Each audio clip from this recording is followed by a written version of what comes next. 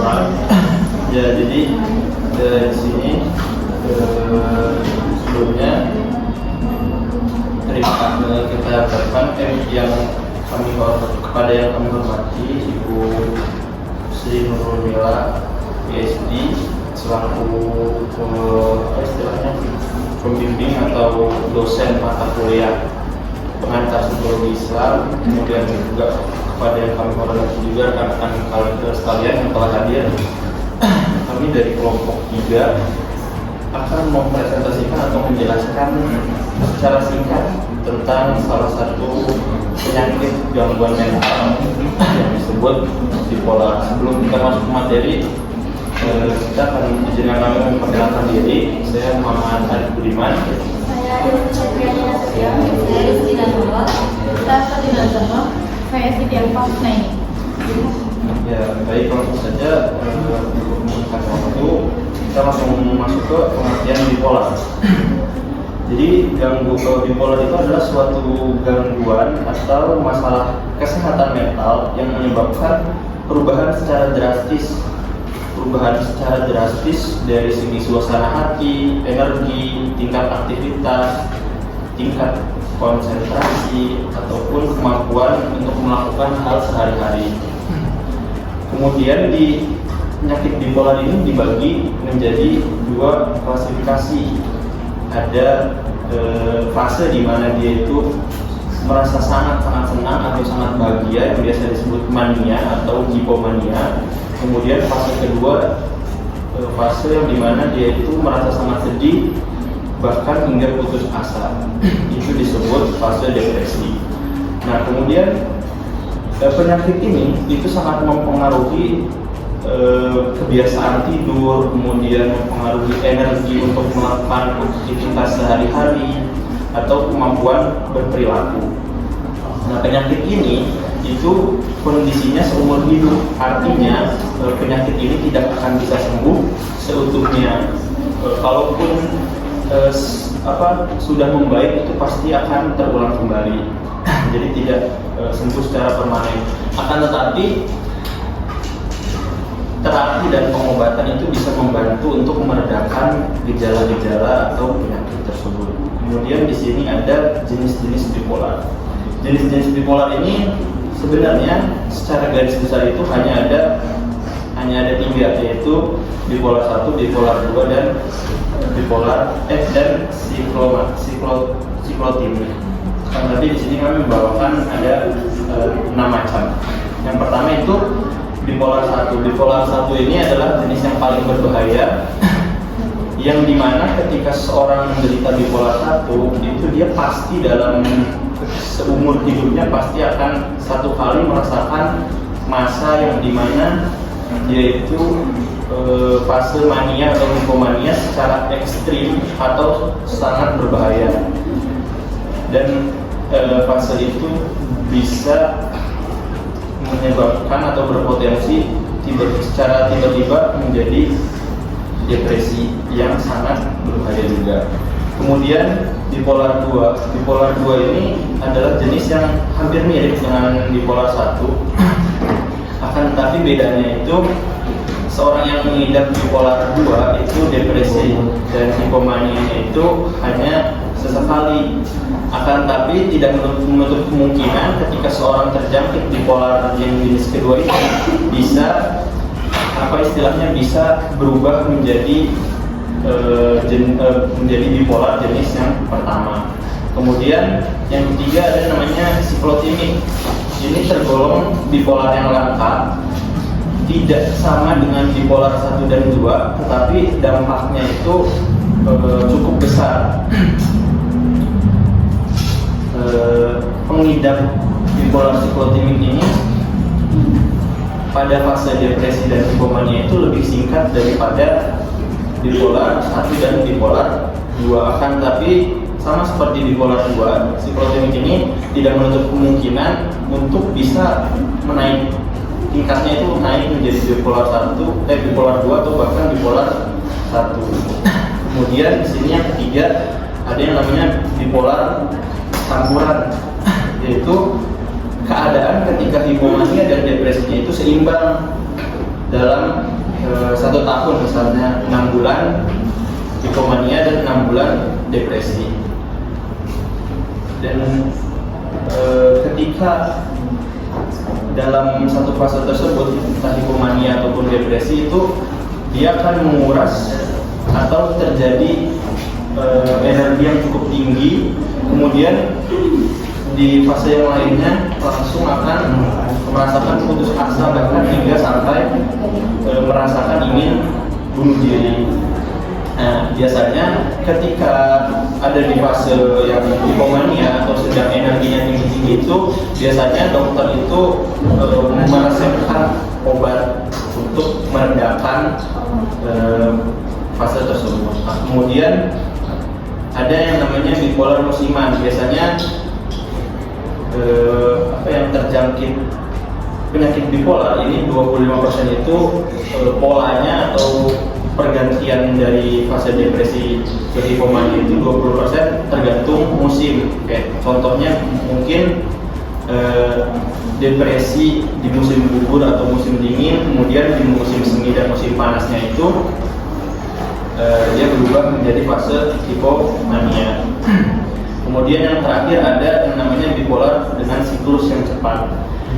Biasanya siklus cepat ini tuh setahun tuh bisa sampai 3-4 kali atau lebih. Jadi siklus perubahan antara hipomania dan fase depresinya itu sangat cepat. Bahkan tidak sedikit juga yang hanya dalam hitungan minggu, hanya dalam hitungan hari, atau bahkan dalam hitungan jam. Kemudian yang biasanya berubah, fase tersebut berubah sebanyak 4 kali setiap bulannya, itu bisa disebut sebagai ultra rapid cycling, atau keadaan tersebut itu nggak bisa menentu lah, istilahnya bisa berubah kapan saja.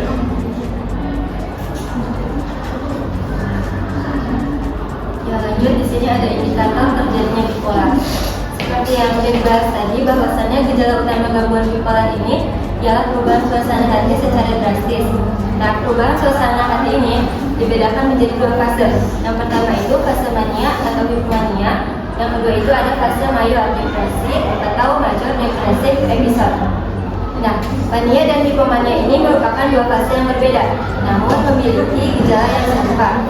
Umumnya fase mania ini cenderung lebih parah dibandingkan fase hipomania dan dapat menimbulkan perubahan suasana hati yang lebih ekstrim sehingga dapat mengganggu aktivitas sehari-hari.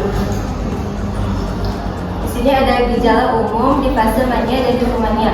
Yang pertama itu sangat bahagia, yang kedua terlalu bersemangat, yang ketiga berbicara dengan cepat, yang keempat memiliki rasa percaya diri yang berlebihan, yang kelima harga diri yang melambung, yang keenam kebutuhan tidur berkurang, yang ketujuh itu ada dorongan untuk terus berbicara atau menjadi lebih banyak bicara dari biasanya. Terus di sini ada gejala umum di fase depresi mayor. Yang pertama itu merasa sangat sedih dan putus asa, yang kedua ada mudah lelah, yang ketiga kesulitan untuk menjaga konsentrasi, yang keempat tidak bersemangat untuk melakukan aktivitas apapun, yang kelima itu ada gangguan tidur, yang keenam pesimis, yang ketujuh muncul keinginan untuk melakukan self harm atau bunuh diri, yang kedelapan itu merasa diri sendiri tidak berharga atau merasa bersalah yang berlebihan, yang terakhir ada penurunan berat badan yang terkait dengan depresi.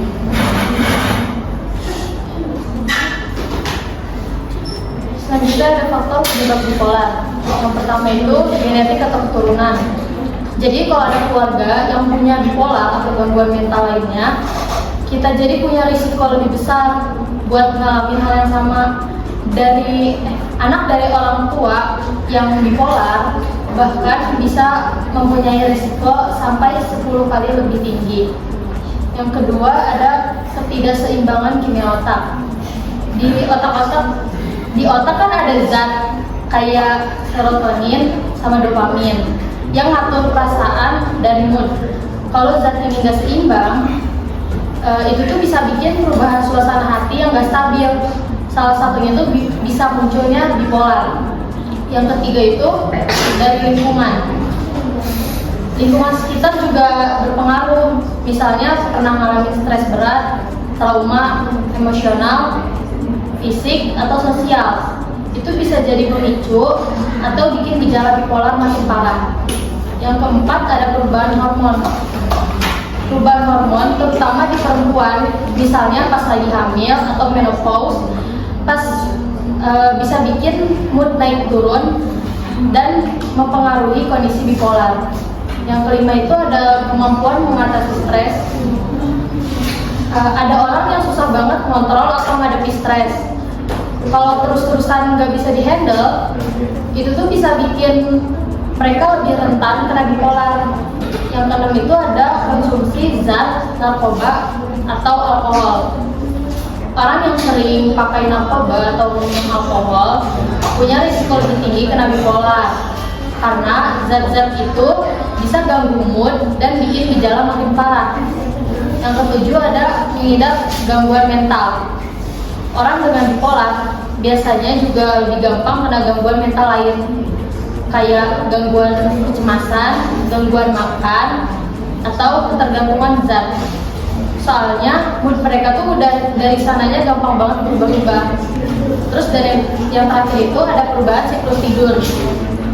Kalau pola tidur berantakan, entah itu kekurangan tidur atau kebanyakan tidur, itu tuh bisa memicu depresi atau bikin gejala bipolar itu muncul, atau juga bisa makin parah.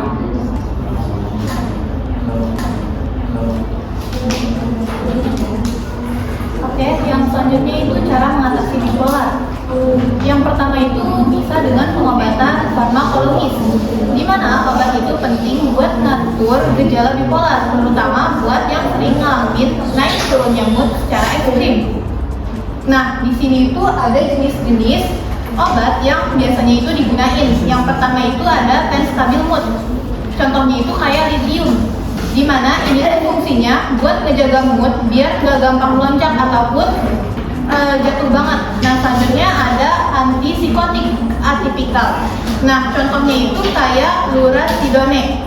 Ini tuh biasanya dipakai kalau ada gejala berat seperti halusinasi, delusi, ataupun mood yang nggak bisa dikontrol. Nah, selanjutnya ada antidepresan, di mana ini tuh dipakainya harus hati-hati karena biasanya si antidepresan ini dikombinasi dengan penstabil mood. Karena kalau dipakai sendirian itu bisa nyebabin mania. Nah, selanjutnya ada terapi psikolog. Nggak cuma obat, terapi psikolog juga berperan besar biar kalian itu bisa ngerti pola pikir, perasaan, dan cara menghadapinya. Nah, di sini itu ada terapi yang sering direkomendasikan. Yang pertama itu CBT, yaitu Cognitive Behavioral Therapy, yaitu terapi perilaku kognitif, di mana terapi ini membantu kamu buat mengenalin pikiran negatif atau yang nggak realistis. Terus belajar gimana caranya mikir itu biar lebih sehat. Selanjutnya ada IPRST, yaitu Interpersonal and Social Rhythm Therapy. Nah, ini tuh fokusnya ke rutinitas sehari-hari, kayak makan, minum, tidur, kerja, biar bisa tetap stabil. Soalnya kalau misalnya pola hidupnya itu kacau, itu juga bisa memicu episode bipolar. Nah, selanjutnya ada terapi berbasis keluarga. Nah, ini tuh ngajak keluarga kamu buat ikut paham soal bipolar, supaya mereka itu jadi support sistem yang valid, bukan malah bikin stres. Selanjutnya ada perubahan gaya hidup, di mana bipolar ini gak cuma soal obat dan terapi, tapi gaya hidup juga berperan penting banget. Contohnya kayak tidur yang cukup dan teratur. Nah, karena kalau misalnya kurangnya tidur itu bisa nyebabin salah satu pemicu utama dari episode mania tersebut. Yang selanjutnya yaitu olahraga rutin. Jadi olahraga rutin di sini itu nggak harus berat, bisa juga kayak jalan kaki, yoga, ataupun jalan santai juga udah cukup buat bantu mood kalian itu lebih stabil. Nah, selanjutnya pola stres. Jadi cari cara-cara buat ngurangin stres, misalnya meditasi, relaksasi, ataupun sekedar nongkrong sama teman. Selanjutnya yaitu atur pola makan, di mana ini tuh sering diabain ya, karena nutrisi yang seimbang itu bisa bantu jaga kesehatan secara keseluruhan. Selanjutnya dukungan sosial. Jadi kalau punya orang yang ngerti kamu dan bisa diajak ngobrol soal apa yang kamu alami itu penting banget ya guys. Contohnya itu keluarga dan teman dekat. Mereka itu bisa bantu ngawasin, nemenin kalian kalau lagi down ataupun sekedar jadi tempat curhat. Terus bisa juga gabung komunitas ataupun support group. Nah, kadang kalau ngobrol sama orang yang punya pengalaman serupa itu lebih nyambung dan bikin kalian itu tidak merasa sendirian. Selanjutnya cari bantuan profesional. Nah, jadi kalian itu gak usah ragu buat ke psikolog ataupun psikiater kalau kamu itu merasa butuh bantuan lebih. Selanjutnya edukasi dan kesadaran diri. Jadi semakin kamu itu ngerti soal kondisi bipolar, semakin kamu juga bisa mengatur diri sendiri. Contohnya itu kayak pelajari tanda-tanda awal. Misalnya kalau kamu itu mulai merasa energinya naik banget ataupun sebaliknya yaitu murung banget, itu tandanya kamu itu perlu cari bantuan yang lebih cepat. Selanjutnya bikin catatan mood, bisa pakai jurnal ataupun di HP juga bisa buat nyatet perubahan mood kalian, pola tidur ataupun kejadian sehari-hari. Ini juga berguna banget buat didiskusiin sama dokter atau terapis. Yang selanjutnya yaitu ikut workshop atau seminar. Jadi kalian itu bisa lebih paham kondisi kalian. Kadang kalau misalnya ikut acara edukasi ini juga bisa membantu kalian banget. Selanjutnya itu ada cara mengatasi dalam sudut pandang Islam. Jadi sebelumnya juga dijelasin cara mengedukasi bipolar, cara mengatasi bipolar secara umum. Kalau dalam Islam ini dianjurkan ya, diwajibkan kita itu beribadah dan semakin mendekatkan diri kepada Allah. Dengan cara ini dapat menenangkan dan menenteramkan jiwa individu. Ini juga ada dalilnya dalam Quran surat Al-Baqarah ayat 28 yang artinya yaitu orang-orang yang beriman dan hati mereka menjadi tentram dengan mengingat Allah. Ingatlah hanya dengan mengingat Allah hati menjadi tentram. Ketenangan jiwa dan ketentraman hati didapat apabila kita senantiasa mengingat Allah di setiap detik kehidupan kita. Nah, jadi dalam Islam ini juga ada namanya metode terapi Islam yang dilakukan dengan pengajaran Al-Quran, talikmah, sholat, berzikir, berpuasa, berdoa, bersabar, dan mengajar. Kan sudah pernah dipelajari juga sebelumnya. Dalam konteks Islam ini jika ada seseorang yang terkena penyakit mental, salah satunya ini bipolar, berarti ada masalah dalam alat atau instrumen dalam tubuhnya. Berarti kan ada nafs, ada kau dan sebagainya itu ya. Jadi hal pertama yang harus diobati itu adalah nafsnya. Gimana caranya? Itu dengan melakukan tazkiyatun nafs. Caranya itu berarti dengan mulai menjauhkan segala aktivitas buruk, lalu mencoba memperhiasi diri dengan kebaikan seperti mengajar Quran, banyak-banyak berzikir dan juga berdoa. Lalu juga melaksanakan setiap aktivitas itu dengan ketentuan Islam, di mana kita harus melaksanakan sesuai perintah Allah dan menjauhkan larangannya. Jadi cukup sekian. Lalu juga di sini mungkin teman-teman ada video ya. Jadi saya adalah masuk hal dari akibat salah satu dari sekitar 60 juta orang yang didiagnosis dengan gangguan bipolar, melakukan aktivitas sederhana sekalipun dan kehilangan motivasi untuk melakukan hal-hal yang biasa disenangi. Beberapa orang bahkan dapat mengalami kedua fase tersebut secara bersamaan. Gejala ini dikenal sebagai fase campuran, di mana seseorang mengalami mania dan depresi secara bersamaan.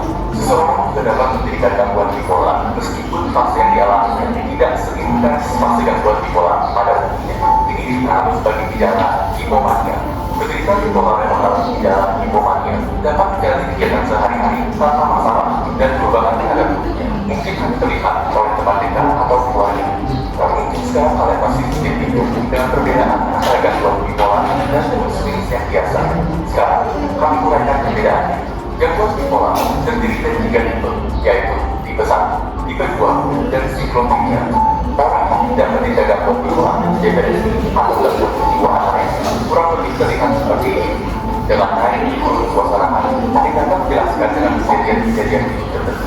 Sementara itu, seseorang depresi akan mengalami masa depresi yang sangat rendah, yang seringkali menjadikan pemahaman tersebut.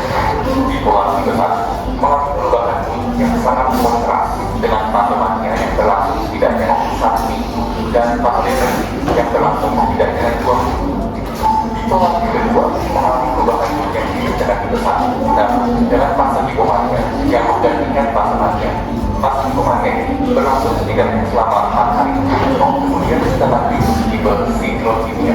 Siklotimia bersifat seperti sebuah siklus dengan fase hipomania dan fase depresif yang selama tidak seintens tipe 1 maupun tipe 2 berlangsung jauh lebih lama, yaitu 3-2 tahun.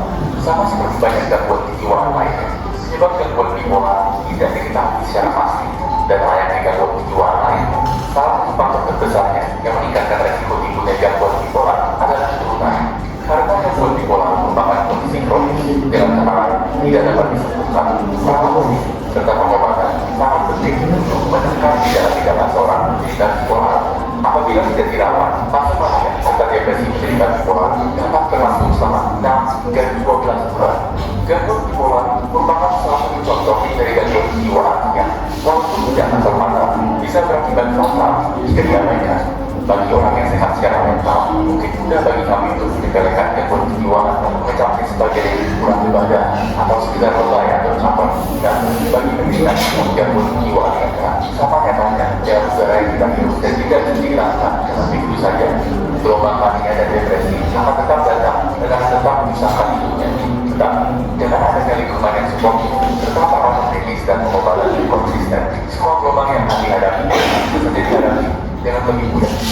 Ya, itu kali.